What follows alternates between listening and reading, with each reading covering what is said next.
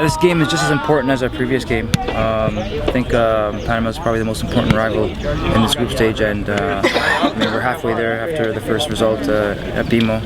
Now it's up to us to get a result in Panama. So for us to come out with at least 1 point, I think that would be the ultimate goal. You mentioned over there to those guys, I think that they're the favorites here tomorrow. Yep. How does that change things up compared to playing in Toronto? Well, I mean, they definitely have their, their home stadium and their fans. I mean, they gave us a hard time sleeping last night, but this is expected when you come to these hostile conditions. And the good thing about it is the group of guys that we have, most of them are familiar with this situation, so there's no surprises. And I mean, them being favorites is, I think it's an expected thing, when you play away from home. So, but I mean, I think they're also beatable.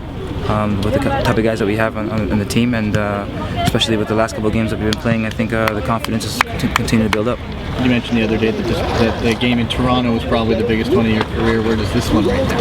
Yeah, I guess it's just going to, obviously from here on out, probably just get bigger and bigger and bigger, and these are the games you live for as a child, growing up in Canada, and it's games like this that, the last game that we beat Panama a few days ago, it was the emotion after the game was fantastic. On the way in, there was a guy shaking hands, and he was rubbing coffee on his hands and then trying to shake all the players to give him bad luck. I mean, you expect just about anything when you come down here.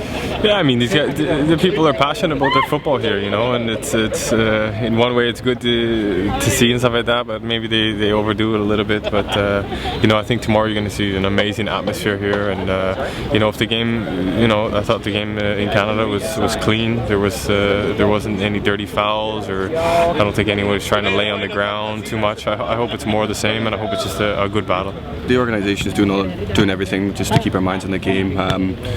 You say great travelling down, and it's just about the football now. I mean, we've got the tracker on the field, so hopefully that takes out some of the atmosphere. But we're footballers; we got to get used to this and playing in these environments, especially in CONCACAF. And it's if you don't thrive on playing in atmospheres like this, then why are you playing the game? So whether you're satisfied, of course, if you get a result, you'll be glad for it. I really hope we put down a good performance and let the players know that we can play for the result.